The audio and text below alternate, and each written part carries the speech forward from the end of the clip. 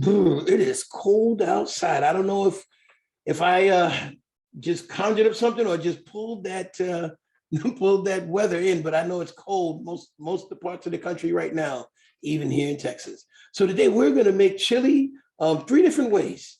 We're going to make one a Texas chili, a classic chili, and we're going to make a Brazilian chicken and black bean chili. So let's just go over chili really, really quick.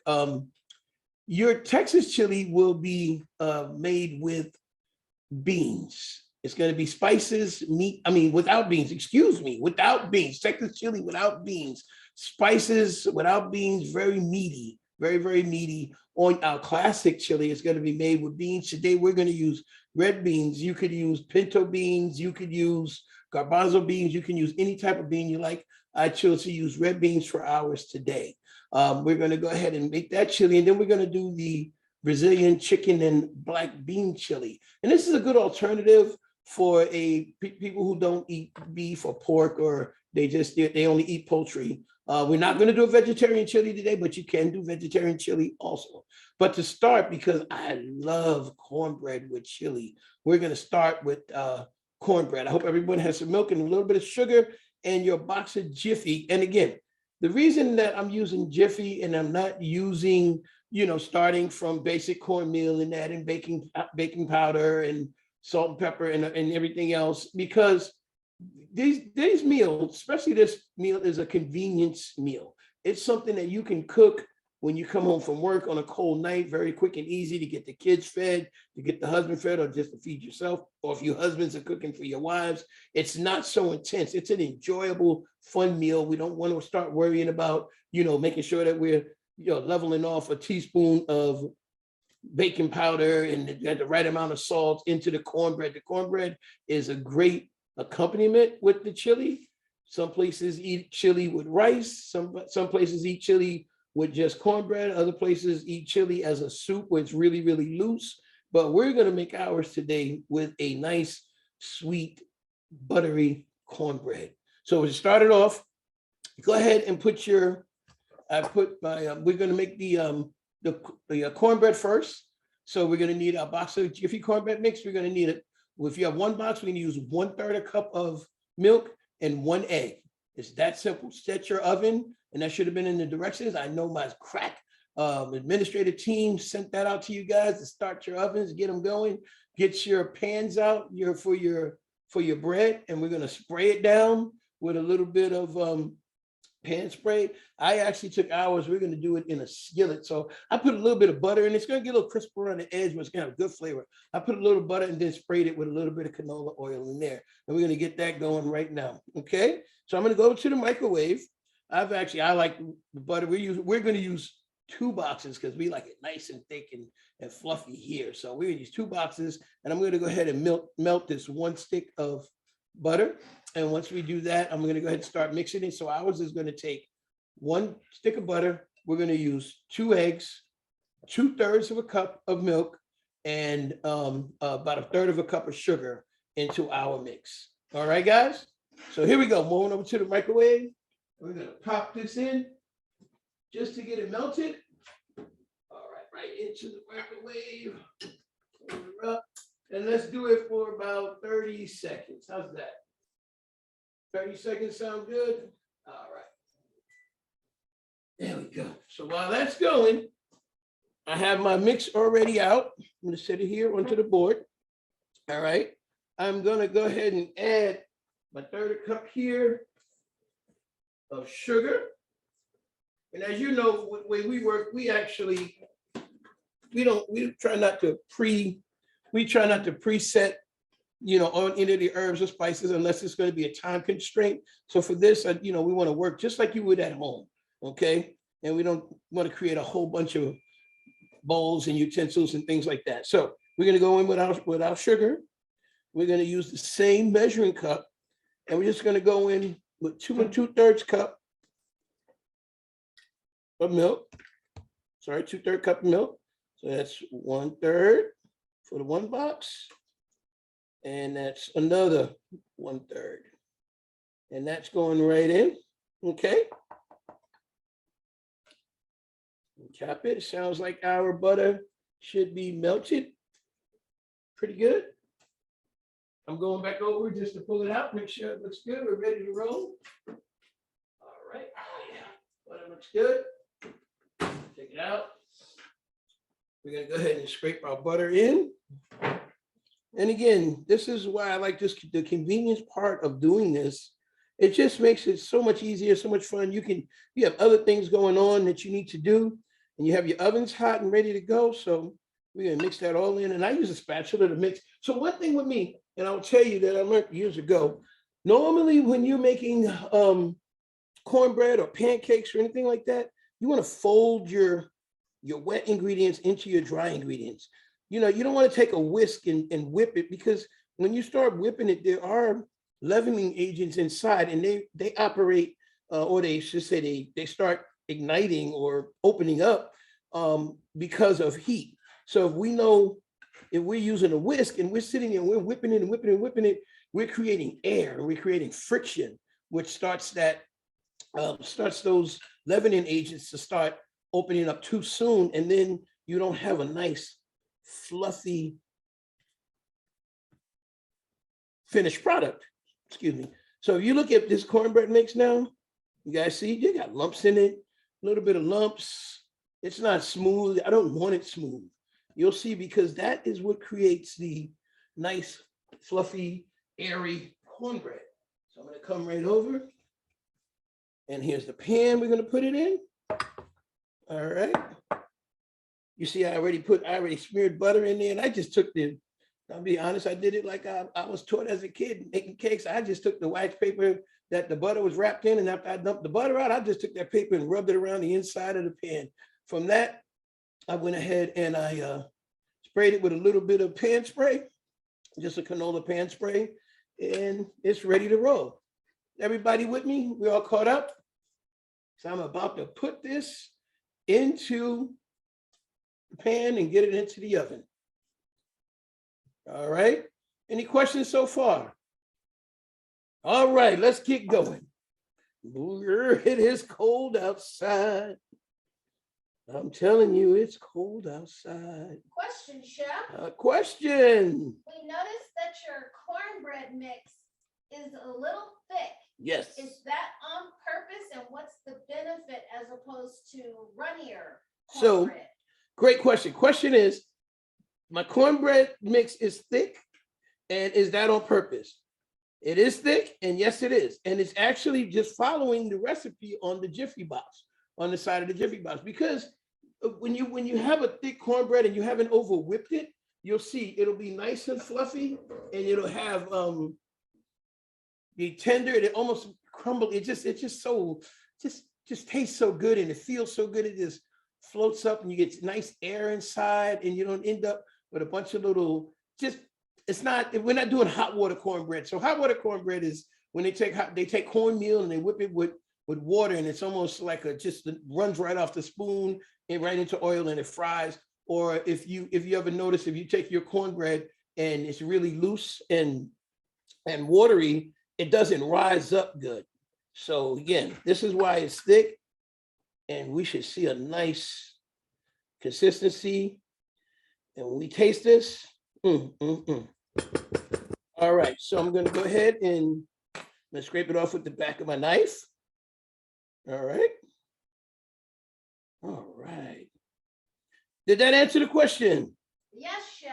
All right. So even when you're making cakes, cake batter, pancakes. Now, pancakes you want a little bit looser, but when you're making cakes, and it's okay to have your batter a little bit thick, because when it's a little thick, then it's going to rise up, as long as you have the proper measurements inside. And again, this is the convenience of using a convenience item, a Jiffy box of corn mix, which is a really good corn mix.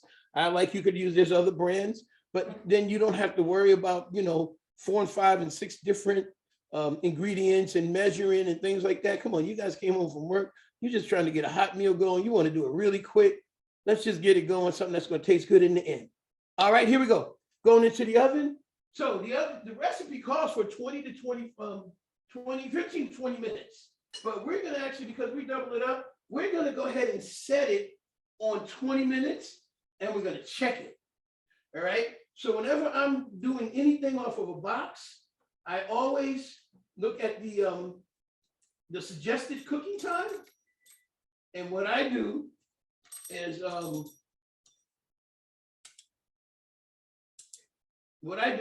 make sure that if the suggested cooking time is 20 to 35 minutes, I always put the least amount of time that it has, and then and then we check to make sure it's okay.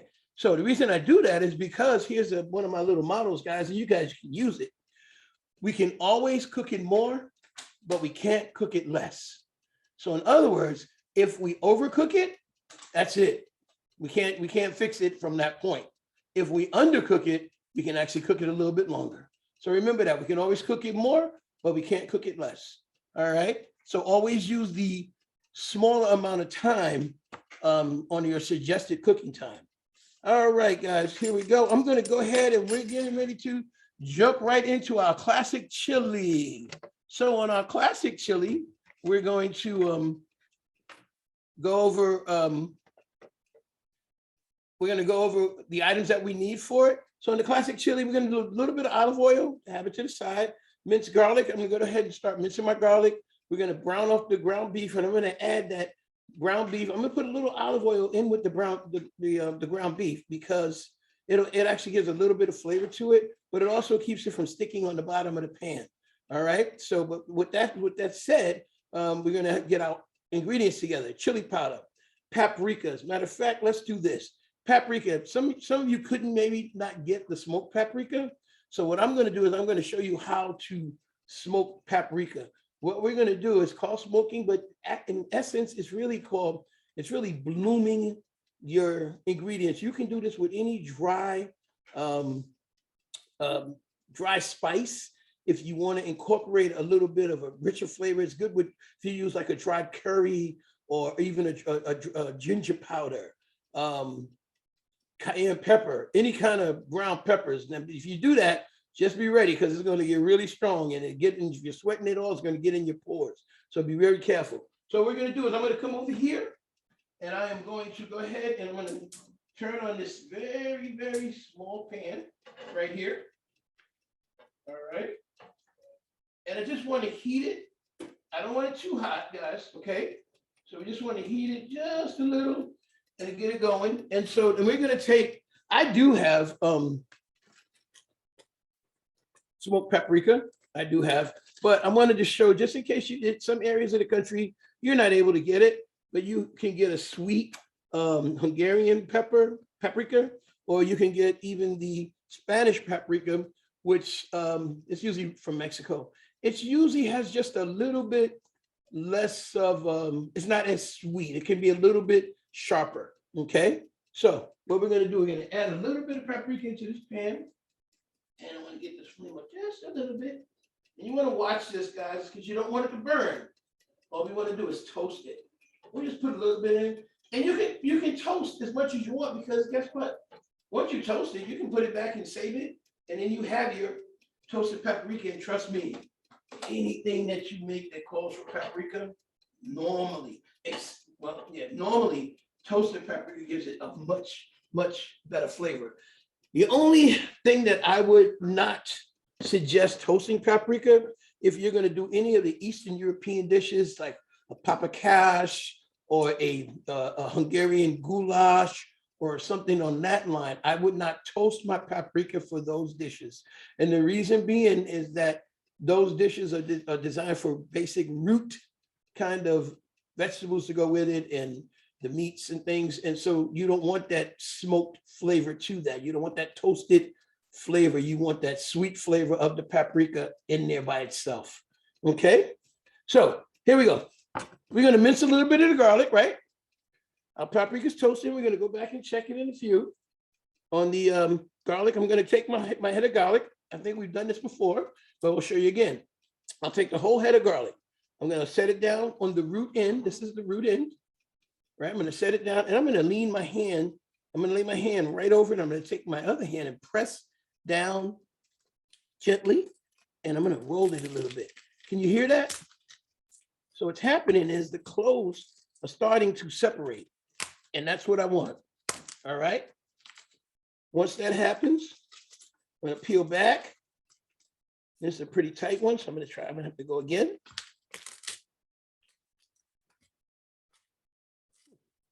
Interesting. Then you can just peel your clothes off. You don't have to fight with it so much. Normally, they're a little bit looser than this, which is okay. Then I'm going to take my clothes, peel it off, pull them to the side. I need a couple clothes for this, right? Because we're going to mince these up really good and really quick. I'm going to take a couple more off. And see now how loose they come off? They just slide right off of the head. So pull it off. We're going to set those to the side. Go ahead and clean the rest of the husk off. Right there, and we're going to clean this board a little bit. We don't want any husk into the actual minced garlic. So we'll clear the board off. And you know, when you do a lot of other shows, when you see cooking, you know, you'll see it, they already have the garlic chopped. You know, you can buy chopped garlic or, you know, chop it ahead of time.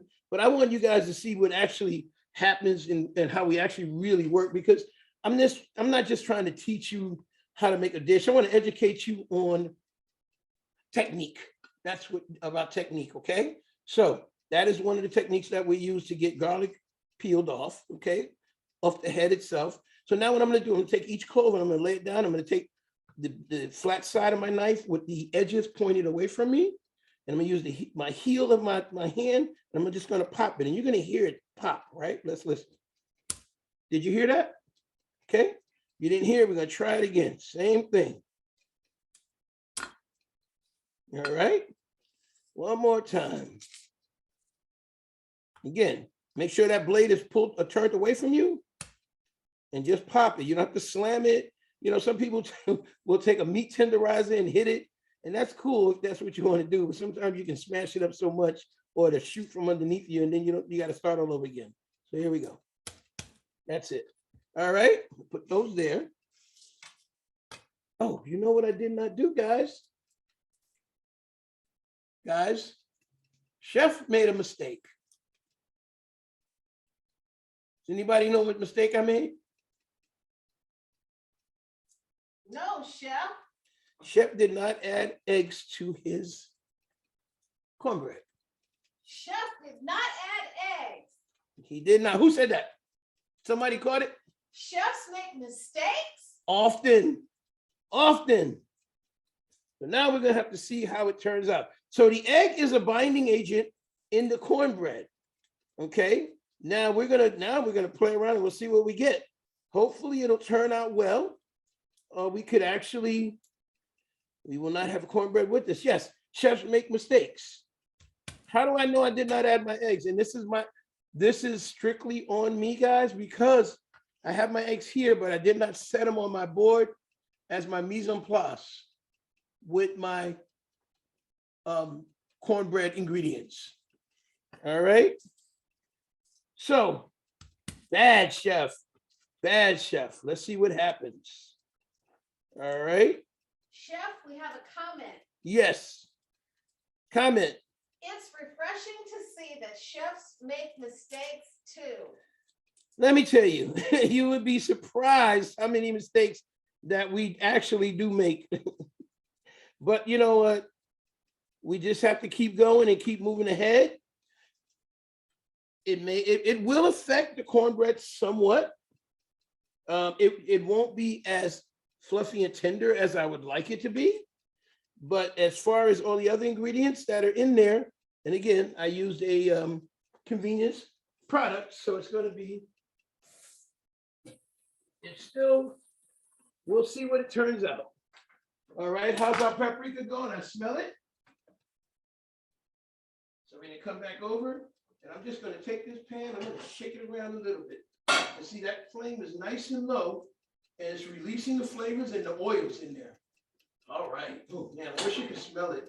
We're going to pull this to the side right about now. Can you smell that? Yes, chef. Nice and toasty. And we're going to set this right up to the side here, just to rest a little bit. And we're going to use that into our chilies. into our chili, okay? So now, again, yeah, chef made a mistake. Oh man, it happens. Let's see what happens. So I always talk about bacon being a science. And we're going to see what this science experiment is going to turn out, guys. Hopefully it's going to turn out well. So I'm going to go ahead and mince my garlic. You still have to keep moving. So, and the thing about our class, and again, this is a cooking class, guys. So a lot of cooking shows that you see are actually cooking shows. They're edited, they're cut, they're not interactive. Everything is preset and ready for them to go. Not with us. So you'll see the mistakes that we make. You'll see Chef Dwayne is not perfect. All right. But here's the thing, guys. I may not be perfect, but we keep going. We don't stop, okay? We don't stop. Just keep going. All right. So what I'm doing, I'm mixing up all the garlic, right? And we're gonna set the garlic to the side. You guys gotta be very careful. Actually, I have a very nice knife that I'm using today. All right. You notice I rub the knife, but when I'm rubbing it with my fingers, and I'm rubbing it with the blade away from me. All right. And then we're going to push a little bit in on here. Okay. Just be very, very careful if you're doing it, picking it up this way. All right. So I'm going to just take it up. And we're going to push it in. All right. Any questions, guys? Question, Chef. Once you've chopped all the garlic, how do you get the garlic smell off your hands? Wash it.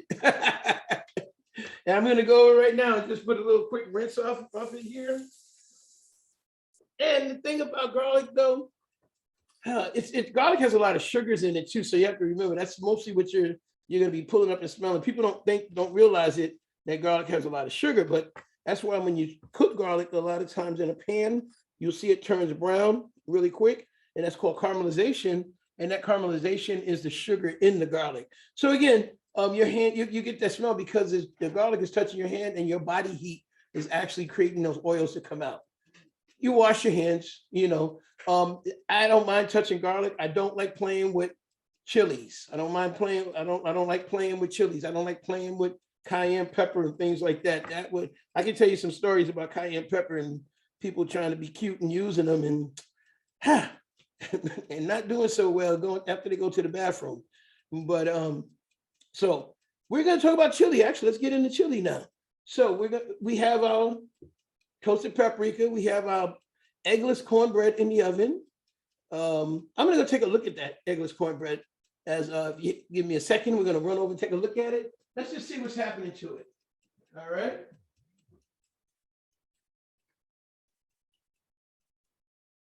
Oh, let's take a look and see what's happening. Fluffing up pretty nice though.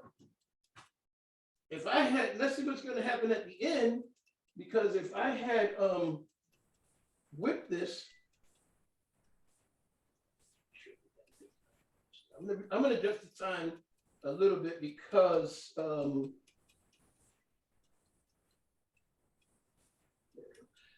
the fact that we didn't have the egg. So it's going to change the cooking time. It's also going to change the texture, but I'm thinking it might be okay. We'll see what happens. All right. So now as we move on, I'm going to go ahead and we're going to brown off our ground beef. This is what we're going to do. Chili. We're going to make our chili. We're going to make a classic chili, and we're going to make a Texas chili. The difference between, I think I mentioned it already, the difference between your Texas chili and your classic chili is Texas chili is all meat, seasoning, tomato. I use a little beef base in mine. Okay. And there'll be a little bit of onion sometimes in them, but your classic chili is going to have meat, tomato base. You're going to have onions, peppers, and seasonings. All right. So this is what we're going to do. We're going to start our browning our beef off at the same time for both of the chilies. And we're going to season it the same way, but then we're going to add the peppers We're gonna separate the meat, and we're gonna go ahead and add the peppers to the classic chili, and we're gonna continue cooking the Texas chili separately. Okay? All right, so here we go. So we're gonna start.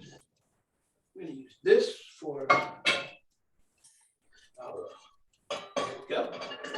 So we're gonna start by getting our pot hot that we're gonna start it in. All right. Just want to get it hot, medium heat, okay?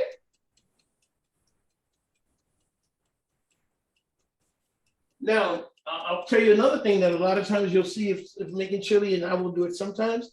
I will go ahead and heat my pan, and then I would add all my dry ingredients right in there and get it going. And so what'll happen is once that gets going, it'll they'll start to bloom.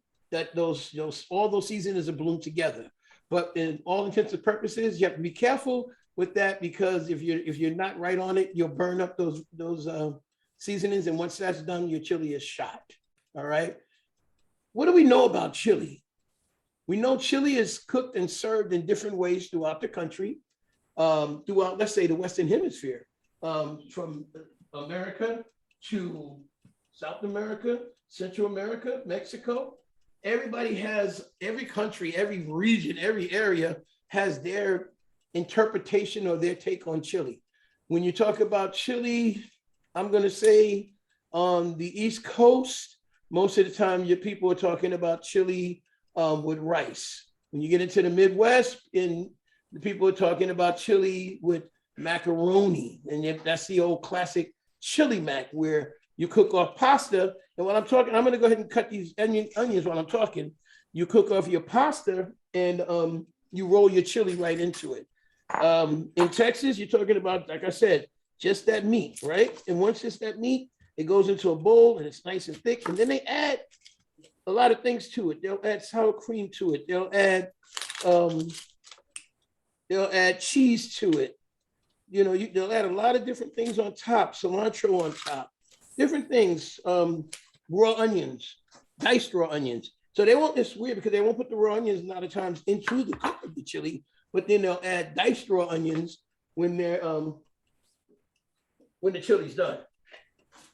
Me in particular, and I'm stepping to the side, guys. Me in particular, I don't really like raw onions. So I like cooked onions when they're cooked properly. So what I'm going to do now, I'm going to go ahead and add my olive oil. I'm moving around a lot, guys, so you got to stay with me. All right. Any questions about anything so far? So I'm adding 2 pounds into this pot. Question, Chef? Yes. Why did you heat the pot first before adding the oil and meat? So here's an old adage that I got from one of the best chefs that I ever worked with. His name was Patrice Boulay. And he told me, a hot pot with cold oil, nothing will ever stick. And so so I follow that most of the time. But one of the main reasons I'll tell you is because I want to put want that pot to get hot. So when that meat hits the pot, it starts searing, and it starts searing the juices in. If you notice, a lot of times if you cook off your meat and you put it into a cold pot, what will happen is your meat becomes rubbery. And it's rubbery because that meat it's steaming and it hasn't seared. So all your juices, now I'm going to raise that fire a little bit. All your juices hasn't gotten an opportunity to sear inside of the actual meat itself. So that's why I use a hot pot, cold oil, then the ingredient.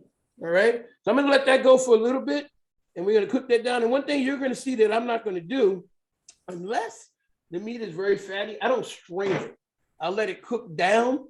And the reason I do that is because a lot of your flavor is right in there. So I know a lot of people like to strain the meat and pour it off. And I know I know in Mexico, they take the meat and they actually will wash it off. So a lot of times when you go to Mexican restaurants and you get like a ground beef taco or a ground beef burrito or something, the meat always seems kind of wet and a little bit bland, even though there's seasoning in it, because they normally wash the meat again. They rinse it, they strain it and rinse it, and then they use it. My thing is, I like the flavor that's in there, keep that flavor in, and kind of hopefully we reduce down the fat and let it just evaporate into the air. All right. So that's going. We're moving along.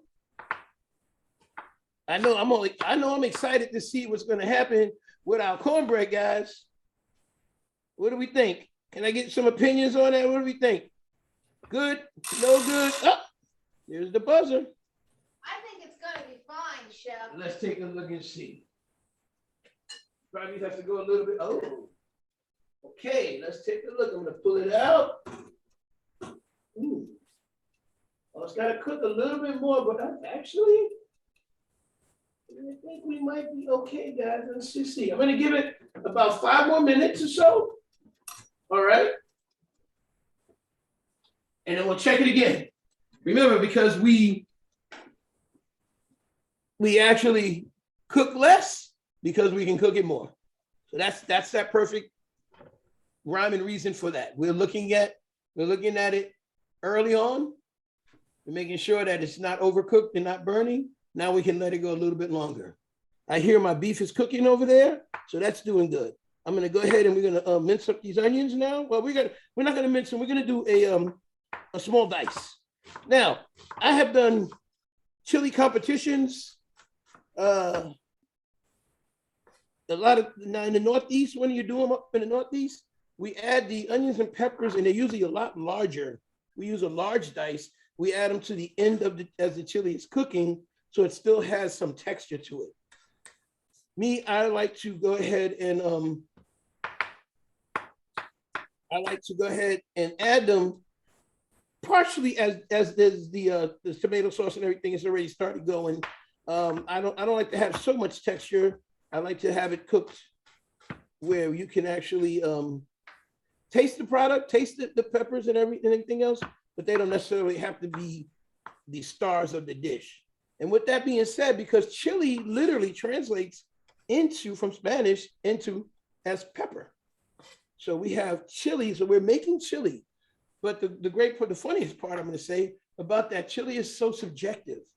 So chili is one of those things that we can make. And like I tell you, cooking is subjective in general, but chili is one of those things that you can make to your real specific taste buds. I hear there's a question on the line.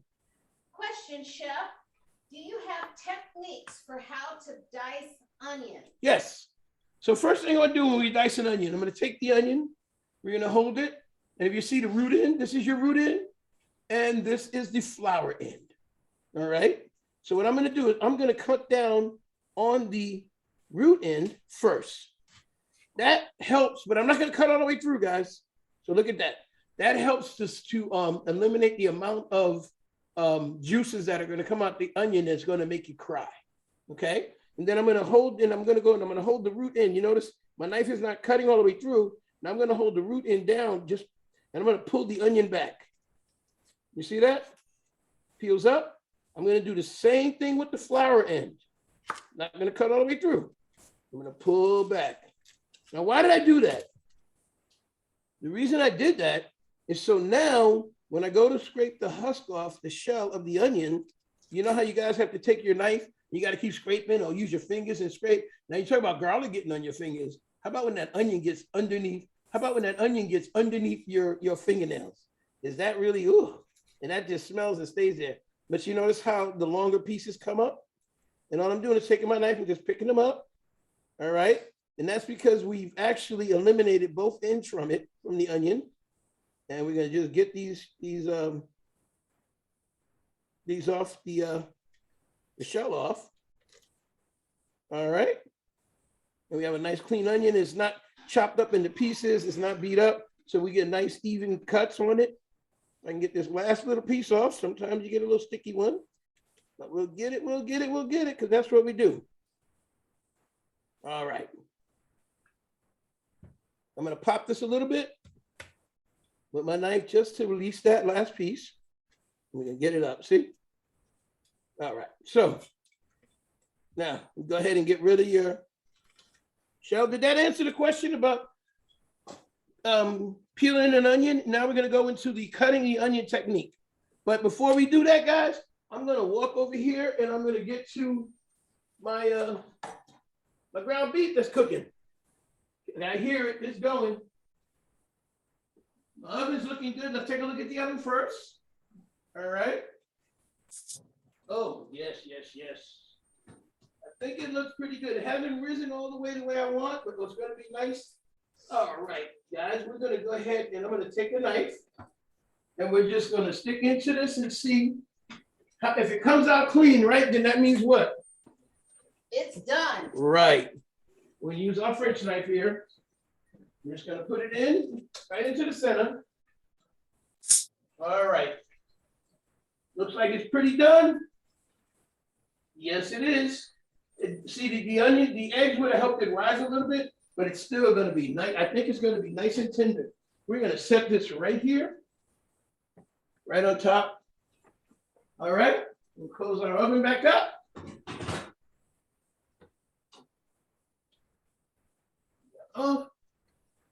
We're gonna come back over. We're getting ready to get our ground beef, right? You guys can hear it? Can we hear it cooking? All right, Yes, so we're gonna move it around. Got my hand in here. Oh yeah, so we're gonna get a little bit of a fond on the bottom. See, now if I hadn't heated that pot and added a little bit of oil, all of this meat would be sticking right now. Can we look inside the pot? Can we see in there? Yes, chef. All right, you notice that there's not a lot of fat and a lot of oil left, like a lot of times you would see it? Because we're actually cooking that down. All right, there we go. We're gonna break it up some more. Now we're gonna go ahead and start adding some of our spices. We're gonna add the garlic first. The reason we're adding the garlic first is because the garlic is raw. All the other spices we're adding is are dry spices, all right? And so what I want to do, I want that garlic to start to cook up and loosen up. It doesn't have to be sauteed for this dish. And the reason it doesn't have to be sauteed is because this is a timed cook. In other words, chili is gonna be cooking for a time. The longer you cook chili, the better it's gonna be, all right? So it doesn't, but we're not gonna cook it right now for 3 hours or 4 hours. We're gonna cook it for roughly an hour or so, but it's gonna be very, very good. But again, we're gonna add our garlic now because it's a time cook. So we're not gonna saute it. We're just gonna go ahead and add our garlic in and get it cooked. It's gonna let the oils flow with the juices that are in here. We're gonna let that continue to cook down some more. And like I said, if we need to strain it, we will. If we don't, we won't. Right now, it's looking pretty good to me. Let it cook. We'll let the garlic cook up there for just about another 5 minutes or so. Oh yeah. Chef, is that on medium heat? This is right now has been, I think I mentioned, we turned it up just a little bit. Once we got the pot, we heated, we put it on medium heat to get it hot. Then we turned it up a little bit as we put the meat in because we wanted to get a quick sear, good sear on it. And that way we don't end up boiling it and having a lot of liquid in there, which will steam the meat out. So this meat should be nice and tender. It won't be rubbery when we're gonna eat it, all right? So now it's on a medium-high heat. Let that cook down for a few more minutes. By the time I finish cutting this onion and getting to the, still had a little piece on there, but that's okay. And then we're getting to the, adding the seasonings. And then we're gonna actually, what you'll see is we're gonna let that cook and get those seasonings are gonna really flow in there. All right? Chef, can you explain that technique you're using? Right now, what I'm doing is called dice. I'm dicing the onion. So what I do, and I'll show you on the other half, okay? Let me just finish this side and I will show you. Someone's asking me, what is the technique? This is dicing an onion. I showed you actually how to go ahead and peel the onion. So now what I do is we cut our onion in half and we cut it in half from the flower end down to the root end. We don't cut it across the middle. All right. Then we set it down on the flat end. All right. And now we're going to come back and we're going to actually what they call julienne. So it's just a little, not too thick, about an onion like this, maybe about a 1/4 inch or a 1/2 inch. We come across. Then we're going to go parallel to the board once or twice, depending on how thick we want our dice. Okay. Once we do that, and again, I'm not bringing my knife all the way through. You see me hitting that? The knife's not all the way through. All right. And the reason that is so that it actually holds the onion together as we continue to dice. But then when we get down to the end, I'm going to go ahead and lay that piece down. Then I'm going to come back across it twice, and I'm going to turn it, and then I'm going to hit it a couple more times, and then we should have pretty much an even cut on the onions. So the key when you're cutting items that are going to be cooked, you want to keep them all pretty much the same size, and that's called uniformity. And the reason that is so that it all cooks evenly. Some of it won't be undercooked and others won't be overcooked. All right. Oh yeah. All right. So you guys can hear this. Can you hear this ground beef cooking? Can you see the inside the pot? Yes. As we look inside the pot, you notice this is what we call asec. So asec means almost dry. All right. A lot of times when you're dealing with mushrooms, what they call duxelles, you always want to cook them down so they're almost dry, because mushrooms in particular have about 80 to 90% of water content to them, believe it or not. If you don't believe me, grab a regular mushroom, and I want you to go ahead and squeeze it when you get a chance and just see how much water comes out. All right. So I'm going to go ahead and I'm going to add the little onion into this right now. So I want to start that onion getting cooked, even though we're going to add more at the end. I just want a little bit of the onion in there, all right, to go with our seasonings. So our seasonings are chili powder, right? I'm going to add a little bit of cinnamon. Believe it or not, guys, cinnamon. We're going to add a little bit of paprika, black pepper, garlic, black pepper and garlic, a little bit of salt, a little bit of cumin. So now, if we can make our own chili powder, right? So we make our own chili powder. And guys, this is something that you can do at home. It is paprika. It's going to be about 2/3 paprika, about 1/3 of cumin. All right. Then you're going to add whatever pepper, a little bit, about maybe 1/8 of a cayenne pepper. Not too much, because you don't want your chili powder hot. You want it to be able to release those flavors. I like to add a little bit of granulated garlic to mine, but so instead of just showing you how to do that, this is convenience. So in this one, you go to the store and you buy your chili powder, and it has all those in, but it doesn't have enough flavor for me. So I like to add my extra flavors. So I'm going to add a little bit. I'm not reading my recipe, guys. I'm going to add a little bit of cumino, and this is what they call cumino molito, which is ground cumin, and that's what starts to give it the smell. That gives you your chili smell. Now we're going to start jumping on our high horse. We're going to add some black pepper. Black pepper is going to give it a little bit of heat, a little bit of flavor to it. All right. Again, this is one of those very subjective. I'm going to add a little granulated garlic, even though I added minced garlic also. I'm going to add a little bit of red garlic because I like it. All right. So you say, Chef, why'd you add garlic and garlic? The reason being, I like it. And we're going to add a little bit of our toasted paprika. I'll give out a little bit of a toasted flavor. So you can see that paprika now, how the color has changed. Not burnt though. We're going to add a little bit of that toasted paprika. And there's also paprika already in the chili powder. Okay. But again, we're kicking up the flavor, as they say. Kick it up and let it go. All right. And then we're going to add a little bit of the chili powder that we bought. And if you buy your chili powder, you can smell it. And you'll see, by the smell, you'll see all the flavors that are in there. All right, so what we're gonna do, we're gonna get that mixed up, start getting those, and that flavor is gonna start cooking, guys. You should start hearing that pan going. Oh yeah. Move it around. Tell me when you smell it. We smell it, Is Chef. everybody with me on this? So now, I'm gonna turn this fire down a little bit. All right? We're gonna turn it back down to the medium. And we're gonna add something that you guys are probably gonna say, is he crazy? I've been called that before. We're gonna add a little bit of cinnamon. Cinnamon? How does cinnamon get in the chili? Huh. You know,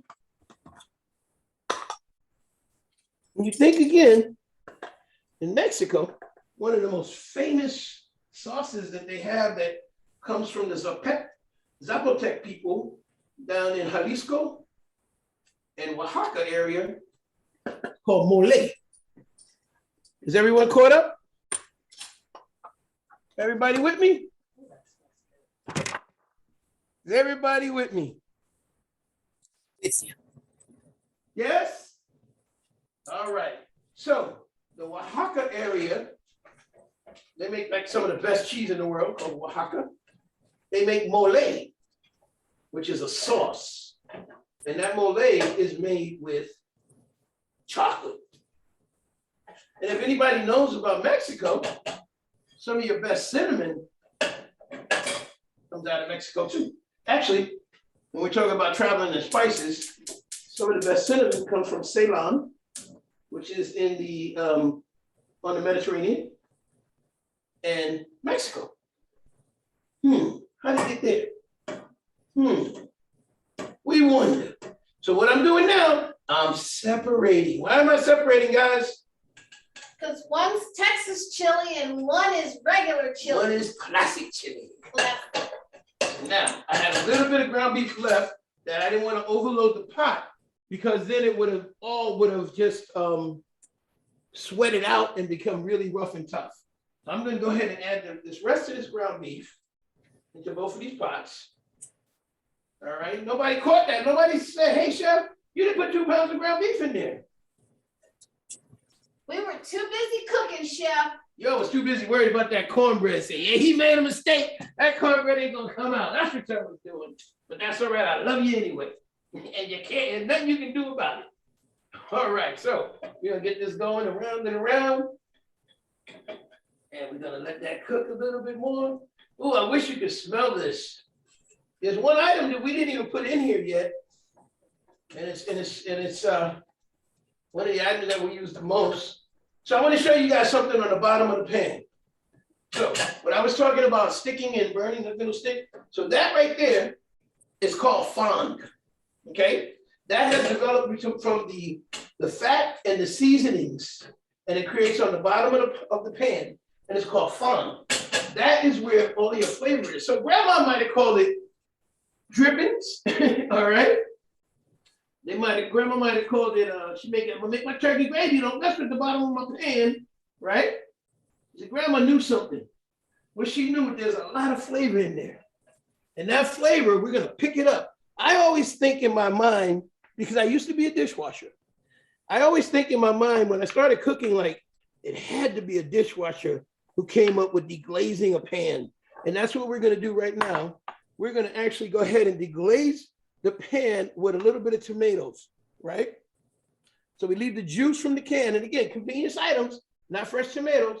We're gonna use the juice that's in there. We're gonna hit the pan. I want you guys to listen really good to what's gonna happen. I'm gonna turn it up a little bit. I want you to listen good. And we're gonna stir it one more time. And we still got a little bit of red in there from the meat, and the meat's gonna cook. So don't say, oh, he's putting it on the raw meat. This chili's gonna cook. So now we're gonna go ahead. I'm gonna add the tomato to it. Do you hear that? Yes, chef. Okay, see, that is the liquid in your tomato, the juices that are starting to go onto the bottom of that hot pan.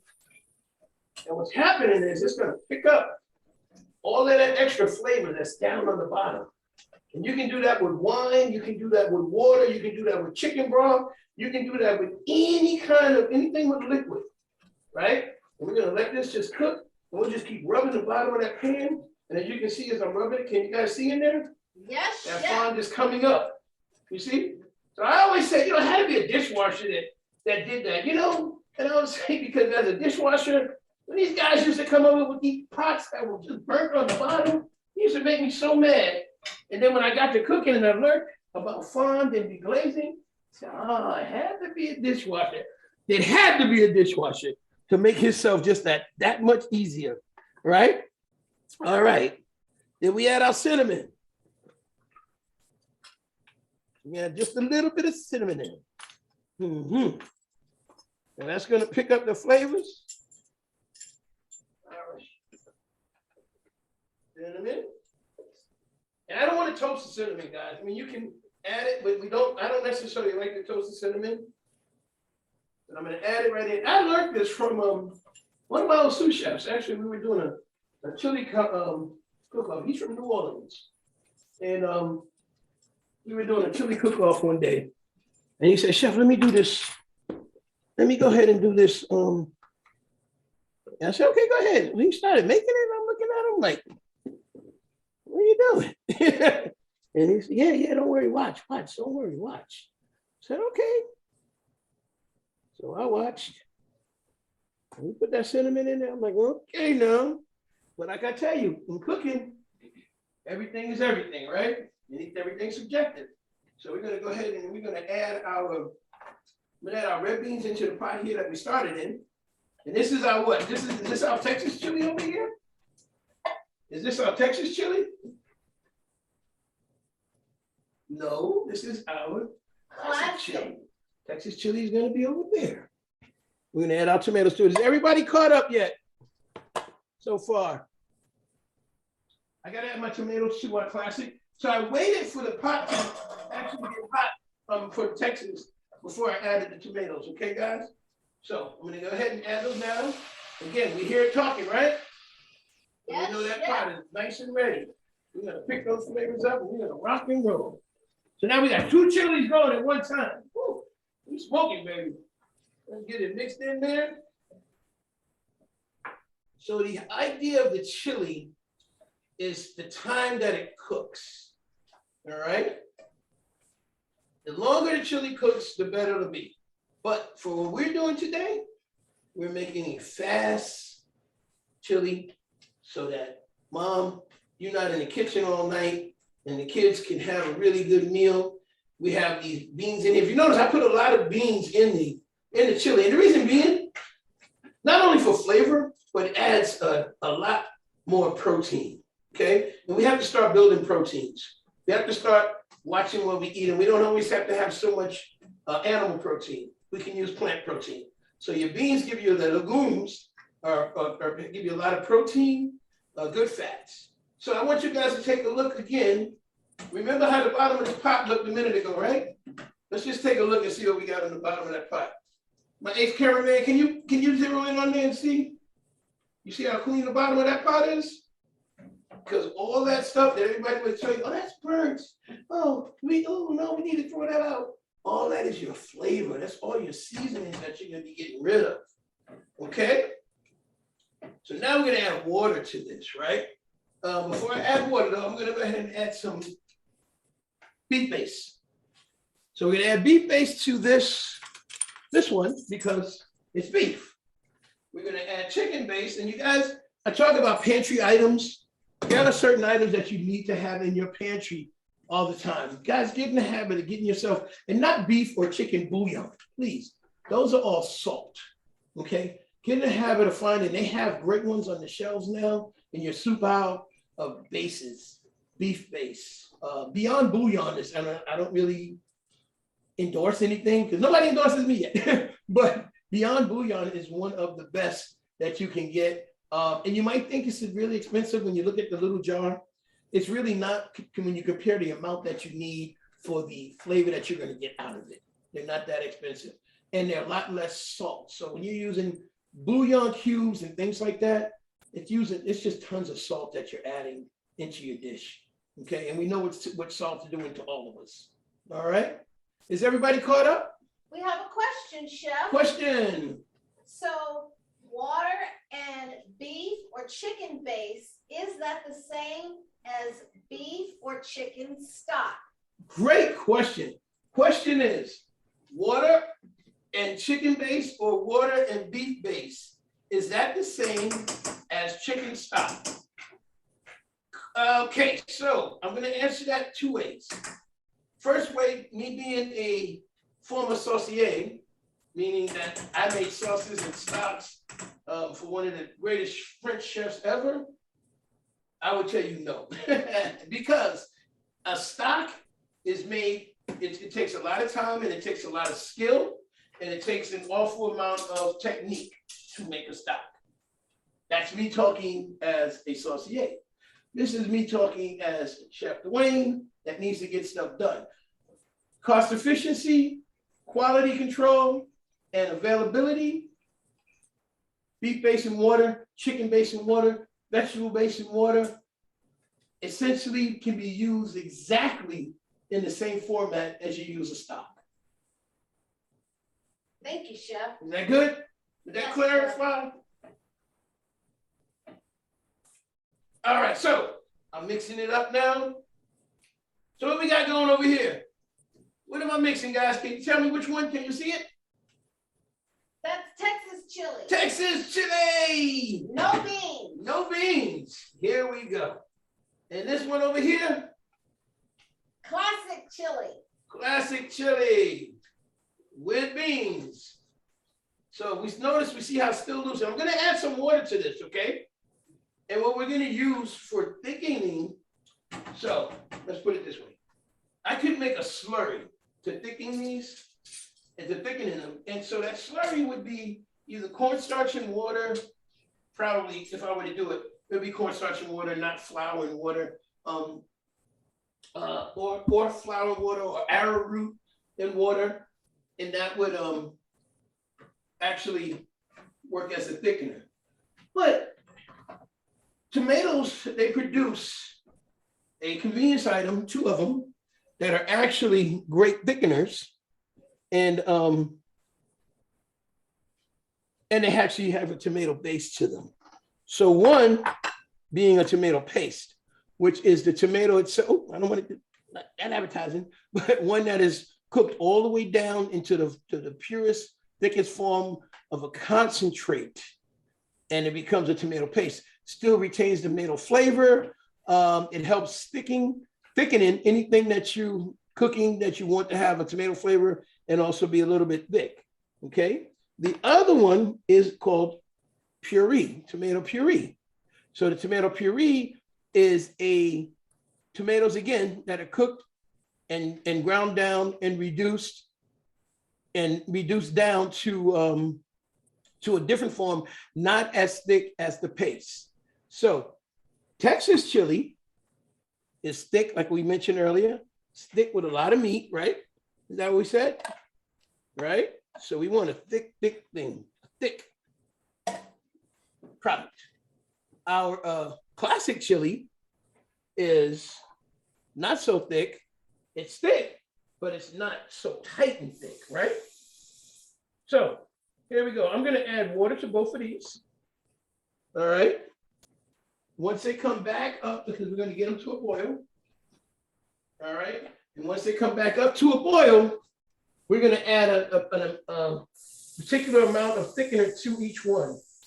The appropriate thickener. The classic, which would be a looser one, is going to have tomato puree. Your Texas, which is going to be a thicker one, will have tomato paste. All right, guys. Chef, yes. approximately how much water are you adding? Good question. So I'm adding this bowl, looks like it's probably a 3 or 4 cup bowl. But again, this is all subjective, and this is the reason I did not grab a measuring cup. Because I want you guys to understand these things that we're doing right now, other than the eggs in the cornbread, I'm sorry, are very subjective. And again, it depends on your taste profile, your texture profile, your appearance profile. What I think is beautiful, you may think is, oh my God, that's disgusting. Or what you think is absolutely wonderful, I might think that, oh, well, we maybe do a little bit more. What I think is nice and smooth, it may be on your tongue, maybe a little bit rough. So again, this is all subjective to your profile. Okay, so we are profiling, but don't tell the police. All right, so here we go. Get it in. We're gonna let them, because we don't, and now if I was gonna let this go for 2 or 3 hours, I would actually probably put a little less water. And the reason I would say that is because I wouldn't put as much of the thickening agent into it. But now we're gonna actually, we're cooking, shortening our cooking time. We want to get things done. We're gonna add a little more water, and then we're gonna add a little more thickening to it. Okay. Any questions so far? So one other item that we're gonna add right now to our Texas chili, which so chilies are peppers. Let's talk a little bit about that. So in your chili powder, most of them are going to have probably a brown red bell pepper and cayenne pepper. Okay. When you talk about chilies throughout, especially let's just say New Mexico. So you talk about chili in New Mexico, they're talking about the actual pepper. Okay. And it could be a hatch pepper. That's their pepper for their state, hatch pepper. Right now, because we're doing Texas chili, we're thinking Tex-Mex, we're going to use the jalapeno pepper. We're going to add a little bit of diced jalapeno pepper right into our Texas chili. Okay. And right now, so that's going to cook. So jalapenos do have a flavor. All peppers do have flavor. All of them are not just hot or mild. They do have a specific flavor. Okay. So jalapenos do have a nice flavor, but they are spicy. So again, I'm going to cut this really quick because I'm not wearing gloves and I don't want to get this stuff on my hand, the juices, I shouldn't say stuff. I shouldn't get the juices or the oils from the pepper onto my hand for too long because eventually it's gonna start to burn my skin. All right. So here we go. Question, Chef. Yes. Did you put the seeds in there? No, Okay. we cut around the seeds, if you can see. We make, again, whenever we cut anything that's round and we want to make it square, especially if it has a core or seeds that we don't want to use, we make it square around the core so that we don't end up with a lot of seeds. You notice there's no seeds on my board, right? Same thing we'll do with the, you'll see when I do the bell peppers in a second. So I'm going to go ahead and add to my Texas chili. Which one is the Texas chili, my cameraman? There you go. And I'm going to go ahead and add these jalapeno peppers in. You can either scrape it off with your finger, you can just turn them over and then slide your knife against the edge. But if you do that, remember to go back and bring your knife, not the blade part, bring your knife around so you can pick up anything that's left on the edge of the pot. All right, so we're going to let that cook and keep going. We got a little bit of time left. We're getting there. All right, as we move along. All right. We're going to cut up some, chicken breasts. Actually, I got chicken thighs. I like thighs. Thighs are nice and juicy. They cook faster. You don't have to worry so much about them tightening up. I just happen to like them a lot, okay? So I'm gonna get my pan hot. All right, and I keep saying, I wanna say pan, not only if I make chili, it's in a stock pot, which is kind of higher. This is what I'm doing here, this is called a rondo. This pot here, so it's in between a sauce pot and a saute pan, all right? So you'll hear me say, I'm putting it in my pot, my pan. Literally, I should just tell you guys, I'm getting the heat onto my rondo. All right? French term. So here we are, educating and elevating again. So what type of pot is that? Rondo. There you go. I'm gonna pull my chicken thighs up. You notice I put another board on top of the board that I'm cutting the vegetables on, right? Anybody can tell me why? Cross-contamination. That's Chef. right. We want to eliminate cross-contamination as much as we can. All right, so I'm going to go ahead and cut these up into nice cubes. So again, same technique, guys. We're just going to, I'm going to take some of that fat off there. Actually, a little bit of that fat will be good for the pot itself, but we don't want too much, especially for the chicken.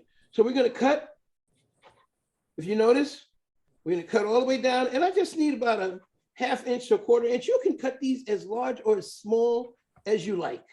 Again, some people want to cut them very small. They want it to fit directly on the spoon with everything else. Some people tend to cut them a little bit large because they want a big profile once it hits the plate. All right, and again, this is the thought pattern. What are we serving this with?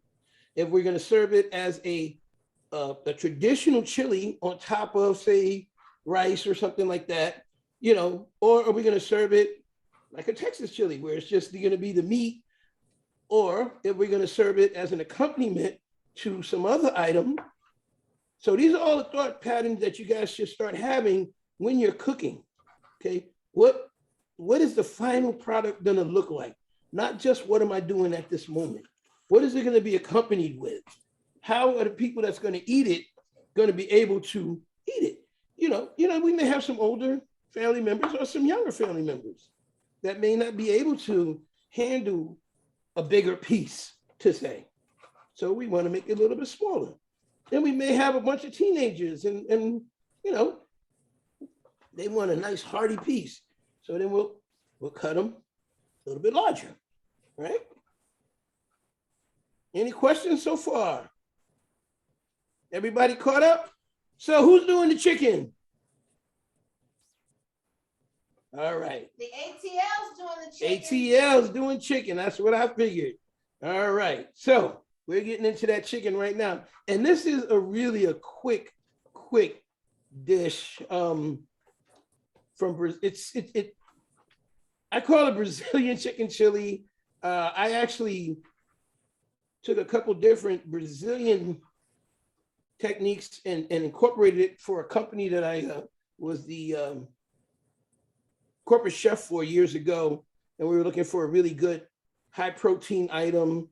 But we wanted something a little bit different. And the company's based here in Texas. So my first thought was, hey, what do we want? We're in Texas again, right? So what do we want to do? Can we do some chili?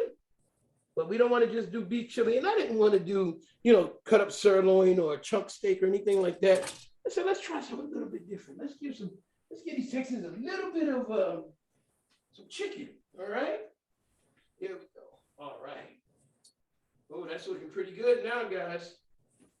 And let that cook. It's going to get that flavor through there. Again, the longer you cook chili, the better it is, right? Oh, yeah. You notice the different colors. Now, we did the same seasoning mix, right? For the classic and for the Texas chili. But notice the difference in color, right? And we're going to thicken it up. But one is because of the amount of liquid in this one, and two, the amount of caramelization in this one as it goes. Because the beans and all they give off liquid and starch, so that kind of makes this a little bit lighter and looser in color. And this one is just the basic meat and your tomatoes, and it's cooking down, and the tomatoes are caramelizing as they cook, and it's going to get darker and darker. Caramelization creates color. Okay, so when you caramelize an onion, it's going to get brown. All right, see where we are. Little heat. Oh yeah. And again, I just put a little bit of olive oil in that pan. Spread it out so it's not all clumped up together. All right.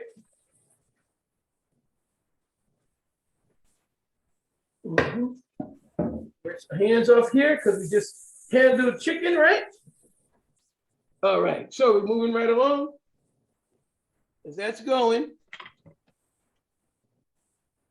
All right. We're going to add a little bit of our garlic. Again, we're adding the garlic in there. All right. I know I said to add the olive oil and then saute your garlic a little bit, but because we're going to eat this really quick, again, I just want to add that garlic in to get flavor and get it flowing. Okay. So I'm going to add my garlic right where the oil is. I'm going to let that go. All right. I'm going to let that cook for a bit. Okay. And as we move along, we're going to finish cutting up our peppers for this.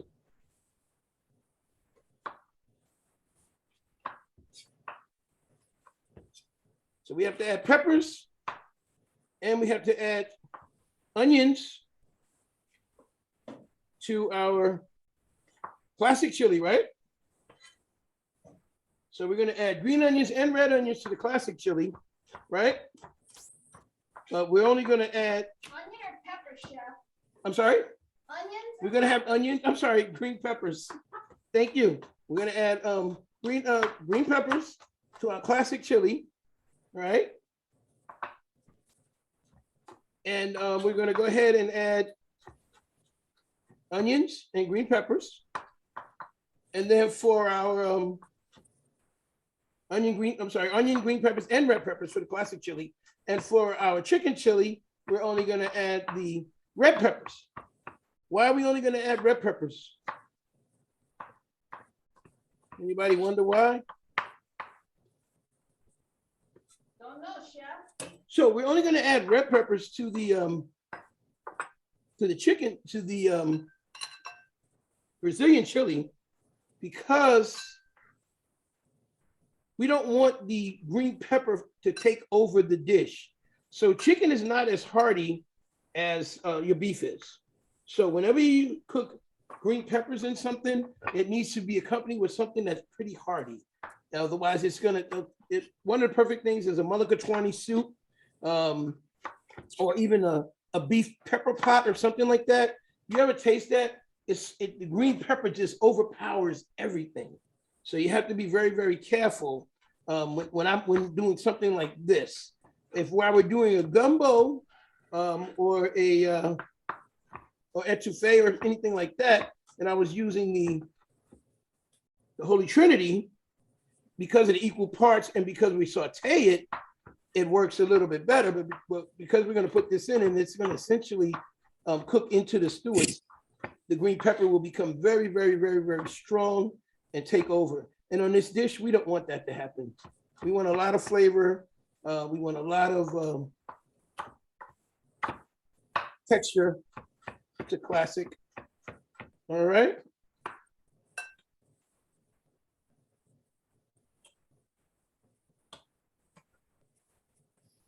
So you see I'm picking this up. Guys, that knife never touches my hand, okay? Just be very careful until I push my hand on the knife. I'm picking it up, I'm sliding it. Notice the knife is angled down and my hand is angled up. So it never runs into each other, because that would be a disaster. All right, then remember we have our onions that are already cut. And we're gonna mix that in. All right. And this is going into what? What is this going into, guys? The onions and the peppers mix. The regular chili. On the classic chili. Classic chili. All right, there we go. We're gonna put that in right now. We're gonna give it a stir. Sounding good over there. All right, that's that chicken sounding good. Classic chili. Oh yeah, right in. So again, chili is one of those things, it doesn't take an awful lot of ingredients, and it doesn't take, it doesn't take an awful lot of different ingredients other than the seasonings, but then it also doesn't take a lot of ingredients to achieve a nice dish. And so it's cost efficient for the most part. Chili is one of the, and probably always will be, no matter what happens with our supply chain, one of the most efficient, cost-efficient dishes that you can have. I'm going to turn this up a little bit. I just want a little bit more sear on that, but it's doing good. See, I don't have a lot of liquid coming out in there. All right. And I use raw chicken for this. So I'm going to go ahead and wash this off real quick. And now that chicken is cooked, I don't have to worry about it as much as it's cooking. But because it was raw when it started, I'm going to go ahead and wash it off. Okay. And let's start on Texas chili. Oh yeah. Potatoes in there. Looking good. Cutting out peppers. Is everybody caught up? Any questions? Everybody's good.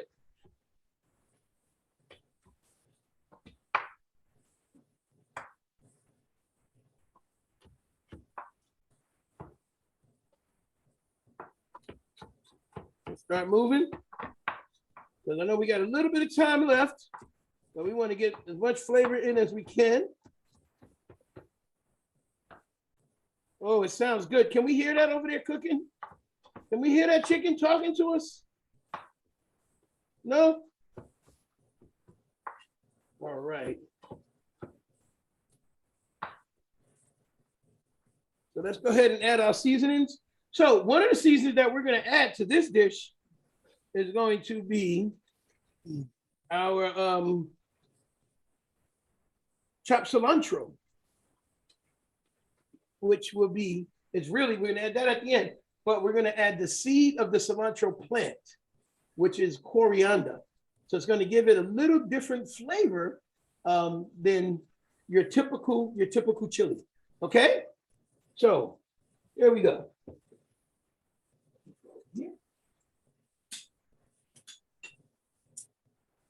Chicken sounds good. It's cooking good. Can we all see the chicken? Yeah. So we're going to add a little bit. This is dried coriander, and it is the seed of the cilantro plant. Most people know cilantro, but a lot of people that even know coriander only associate it with either Indian or Thai dishes. All right, but I will tell you, it's actually good with a lot of different dishes, guys. Coriander, all flavors, they just get them to go together and they'll be pretty good. All right, so we got our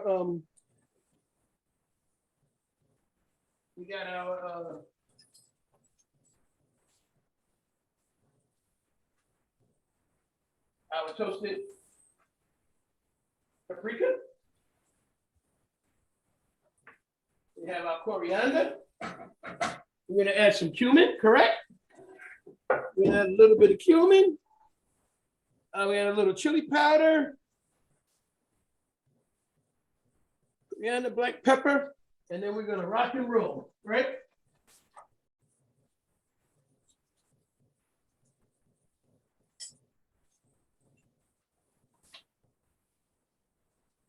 So what's in our chili powder, guys?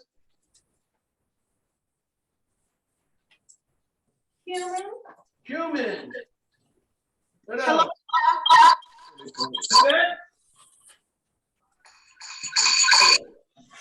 Paprika, Yep. smoked paprika. You smoke paprika, yep. Did you add cilantro? Did we have what?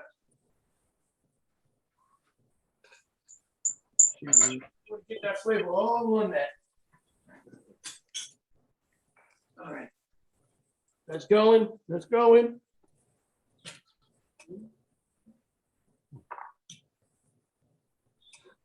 Question, Chef. Question. Did you add the cilantro already? No, I added the coriander. That's what I was saying. That is the seed to the cilantro plant. We're going to add the cilantro. Remember, cilantro is fresh. So we're going to add the actual cilantro at the end. So we have our cilantro here. We're going to add it at the end because we add fresh herbs at the end of the dish and dry herbs or dry spices in the beginning while it's cooking. All right. So here we go. Here we go. We got chili powder. We have our smoked paprika. We have our ground cumin, our coriander, a little bit of black pepper to pick up the flavor a little bit more. And we actually need to add a little cayenne to our, I'm gonna add a little bit more to our Texas chili, right? Am I correct? We're gonna add a little bit of cayenne to the Texas chili. It's Texas. All right. Not too much, cayenne gets strong. Okay. Then we're gonna add our black pepper over here. See what's happening in the bottom of that pan, guys, again? On. There it is. That's what we got. And a little bit of garlic. I know we're dying to taste that cornbread, aren't we? Oh yeah. That's looking good. Everything is looking good. Everything is looking good.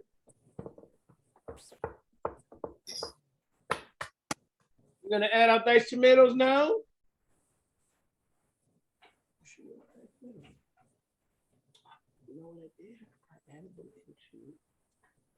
Okay. Added them into my, that's okay. We'll use a puree. Pick it up. One in.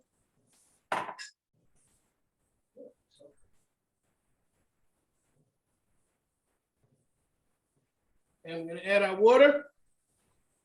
Yeah, we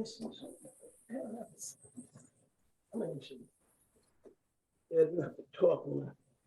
There we go, guys. Get that fond up. We got our black beans. Get ready to go in. Okay.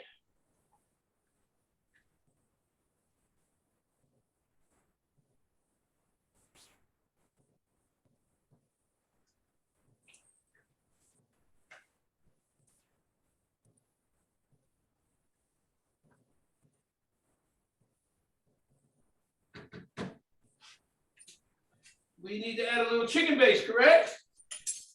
And we're gonna keep moving it right ahead. So we talk about chilies from all over. There's different types of peppers everywhere you go. Some are hot, some are sweet, some are mild. We talked about, you know, they got these new brands of peppers out, like the ghost peppers and things like that, which are the hybrid or GMO type of peppers. And all right, here we go.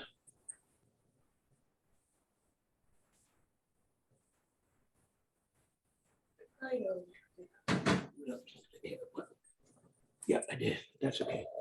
So what I'm gonna do, I'm gonna add our black beans. We're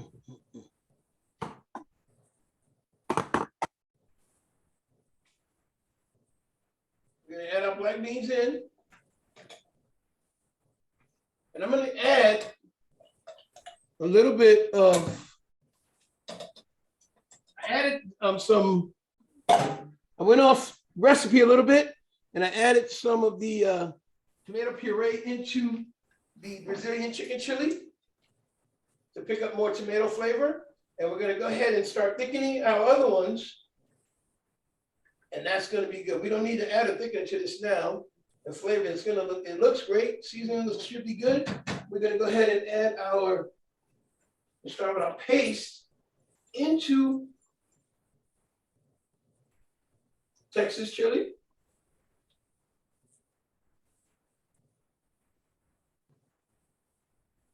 Any questions? Everybody caught up? Everybody working? Hello? All right.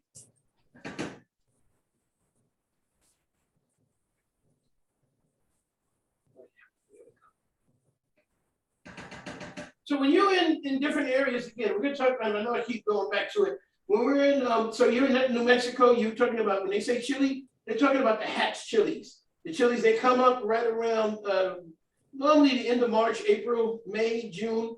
They have a very, very good flavor to them. They roast them and they smoke them. They do different things with it. You're down in Mexico, you have all different types of chili. They come, you have the poblanos. Oh man, you have ancho chilies, which is a smoked chili. All right. Here, you know, in America, we have jalapenos, we have cayenne, we have all different types, and it's what we do with these different types of chilies. All right. Different flavor profiles. We smoke them, we roast them. The Italian Americans, they do something very different with their chilies, which is a red bell pepper. They actually roast them and then they peel them. And then they use the inside, the meat for everything, for salads, right to put them on sandwiches, which actually makes a really amazing sandwich. All right, so there we go. That's looking good. This one, get this tightened up. This is your Texas Classic. And I'm actually adding a little paste to the Classic, okay? And our Brazilian chicken chili. Do we have any questions so far? Can anybody tell me what they made? Or what they're making? I don't think everybody made all three of them, did they? In the ATL? ATL, we're sending you guys a special dish, by the way, a special item. Just for being loyal and being great. I'm making the chicken chili, chef. All right, awesome. How's it coming?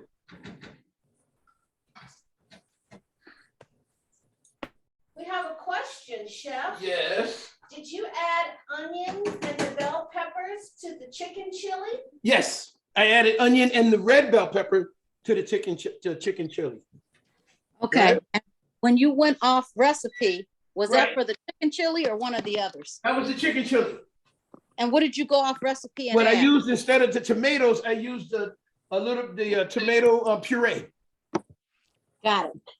You got it. That's why I asked who was making what, so we can get that clarified. All right, we're coming down to the wire. If I can get some tasting spoons, want to just start tasting a little bit of this to see, because now the great thing about chili too, we can adjust the seasoning as we go. The seasoning. Okay, looks good. Thank you so much. Any other questions? Chef, you put the kidney beans in the Texas chili? Kidney beans in their classic chili. Oh, in the classic chili. Okay. Yeah, no, there are no beans in Texas chili.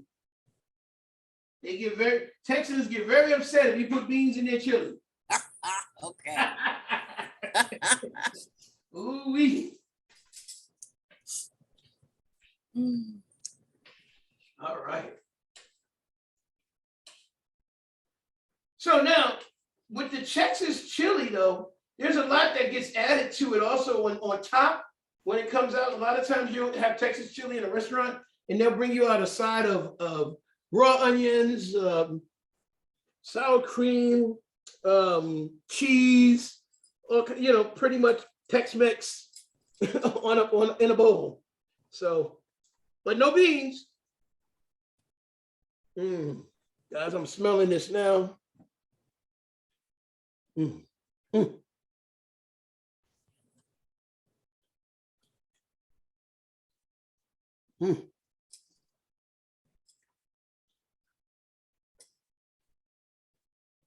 Oh yeah. Chef, when you taste, what are you tasting for? First thing I'm looking my taste. Now get this, first thing I taste with is my eyes. I'm looking to see, what does it look like? Does it look right? Does it look appealing? Does it look like something I want to eat? That's the first thing I'm tasting with. Second thing I'm tasting with is my nose. So I bring that spoon up to my mouth, and you'll hear me go, or you hear me might go, but normally that's because of the smell. I'm smelling, if I'm smelling what I'm thinking is going to taste good, all right? Then I'm tasting with texture. And once I put it in my mouth, I start chewing. Does it have a good bite to it? Is it just going to go down? Am I just going to swallow it? I want to know that texture. The last thing that I'm tasting with is in the back of my mouth, is actually the end of my tongue and my taste buds. What is the flavor? What is the flavor? So when you have, so with that being said, when you get towards the back of your mouth, the first thing that you'll taste you'll taste sweetness before you taste heat. If I taste heat right away, there's something wrong. I don't care what I'm eating. Nothing has to be just hot. Everything, if it's hot, it should have some sort of flavor to it. So heat should be the last thing that you taste. The very last thing for me. That's my flavor profile. That was pretty good. Let's see what we got here. Yeah, the body is there. You guys can take a look. I know you see the inside of the pot, but you can see the body on the chili. And this is your classic chili. And I'm just stirring it right now, just so you can see the body of it. This is gonna cook a little bit more, and this is your Texas chili. But again, you see the body on it. See, it's not as thick as it is a different texture as a stew, but it's not loose like a soup. Okay, and you see that? Flavor profile is pretty good. There's one thing that I know I need to add to all of these, because I didn't add any, and I did that on purpose, because I want to get all the flavors first. And then I'm going to use an enhancement. That will be the next thing. All right. Awesome.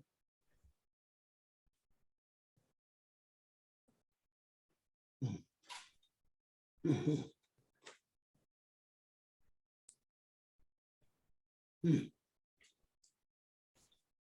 So with the classic chili, you talk about texture. I'm tasting the texture of the beef. I'm tasting the texture of the beans. I'm tasting the texture of the onions and the peppers, all of that.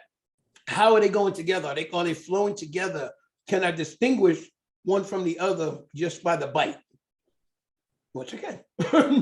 All right, we're going. But there's one item, there's one ingredient that we add. And I've talked about the ingredient quite a few times, but I didn't add it in. And the reason I didn't add it in because you never know how much of that flavor profile you're going to get from your bases. So that's the chicken base, the beef base. Even though the one I use doesn't have a lot of salt, it does have salt. So I didn't add any salt to this. Now we're going to finish up. And because salt is an accompaniment, it should not be used as the main flavor of any, I don't think of any dish unless you're doing, well, I'm not gonna say that, maybe if you're doing a gravlax or a salted cod or something along that line, yes. But for any other dish, salt should be an accompaniment. It should just be an enhancement to the other spices and herbs that are in that dish. All right, so here we go. Yeah.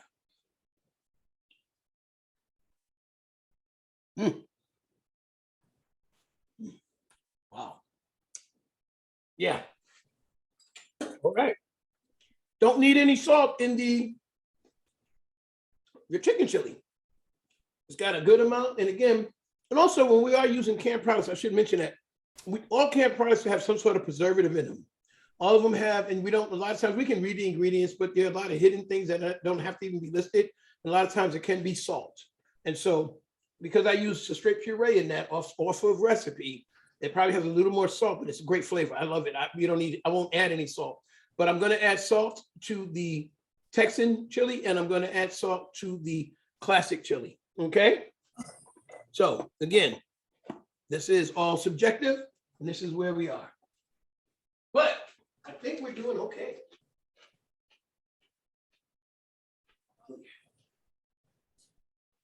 So you're going to ask me, how much salt did I use in there?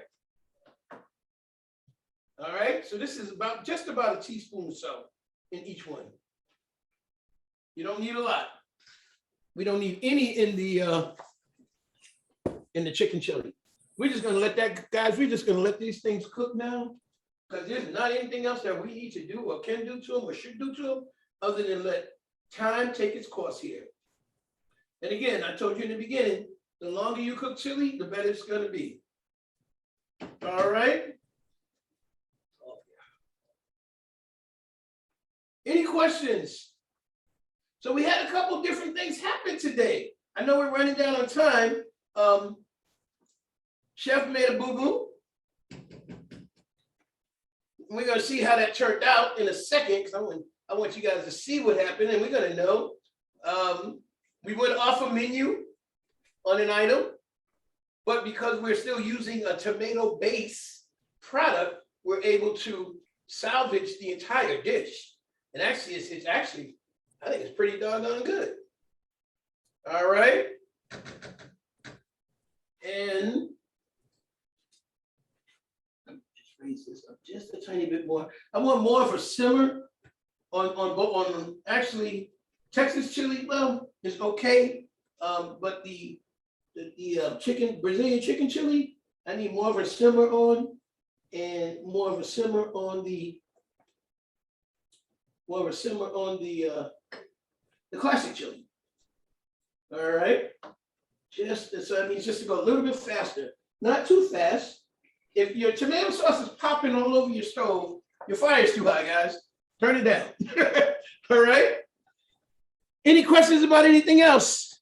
Because we're going to go ahead and I'm going to chop up this cilantro and we're going to add the cilantro. I have a lime The lime, we're gonna squeeze a little bit of lime into our Texas chili, believe it or not, guys.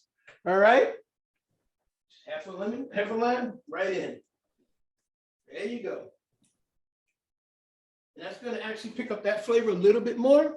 And we're gonna add a little bit. So normally I would put the cilantro on the side and you can add it on top of the dish for the Brazilian chicken chili. But today I'm gonna go ahead and add it in the end. And I'm gonna talk to you a little bit about the cilantro. The cilantro plant itself, very good, used for everything.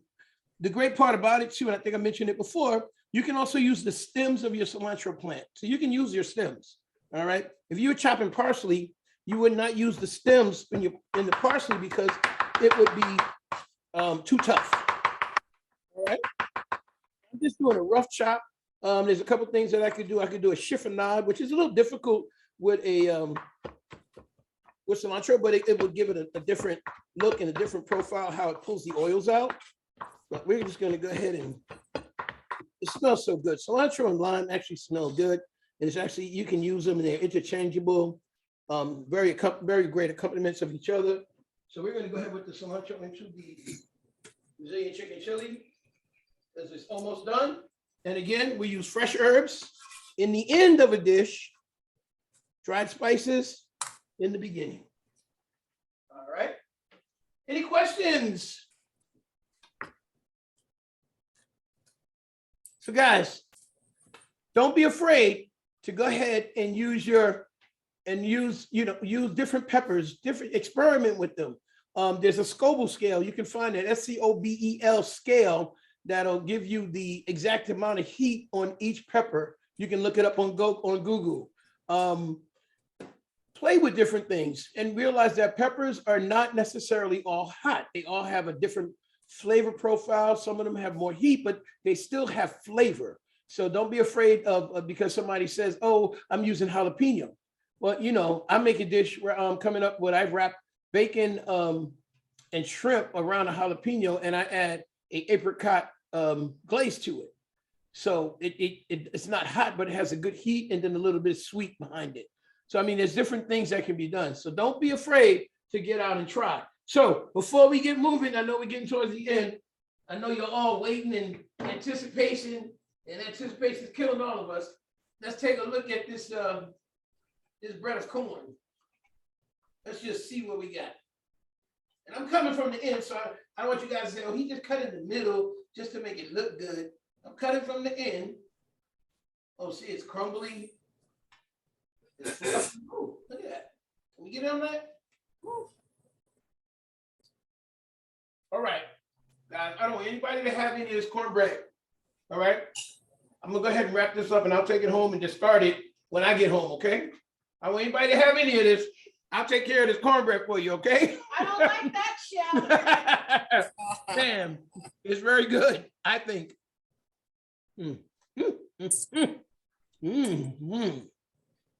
Wow. I'm gonna let my cameraman taste it because he has a very great opinion on food. And let's see what he says. All right. My cameraman extraordinaire. Not holding great, but don't drop the camera now. If I had I'll get we'll get ready to take it out. I'm gonna go ahead and get we'll get a pie turner. So let's go ahead. A spatula. Oh, I got a head shake. Yes, up and down. All right, and a smile coming through. And a texture test. I see him testing the texture. What? Whoa. All right, guys. I see. Sometimes we make a mistake and we come up with something that's halfway decent. So you guys can go ahead and keep cooking your chili. Let it go as long as you want. Don't forget, the longer it cooks, the better it is. It actually freezes better too. If you refrigerate and freeze it, you can, if you have a lot, that's another thing. Chili freezes awesome in a container. It's very easily to heat up. And so that's a great, this is a great item. You can make this and portion it into a few different portions and have it ready. You can heat it up real quick when you come home after a long day teaching or working, whatever it is.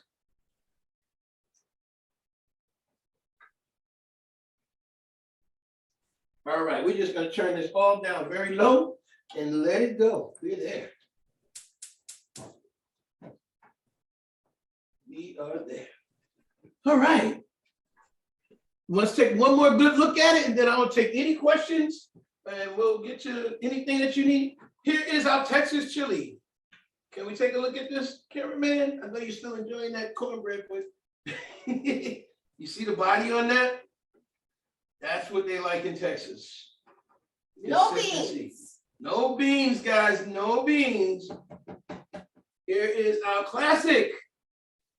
Look at that, we got beans in there, we got peppers, we have onions, we have meat, lots of flavor and seasoning. And then we have our chicken, Brazilian, look at that, black bean. In Brazil, they have a dish called frijotas, and I have a hard time pronouncing it because, you know, Brazil, the language is Portuguese, not Spanish, but Portuguese. But they have a dish called frijolada, and it's very similar to this. And it's actually one of their classic dishes, and they make it with pork and or beef. All right, so there we go. Any other questions, guys?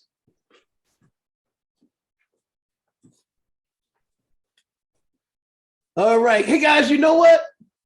I want to thank you all, guys. It's just amazing that you keep coming. You can visit us on our YouTube, but I want you to join us as our next event.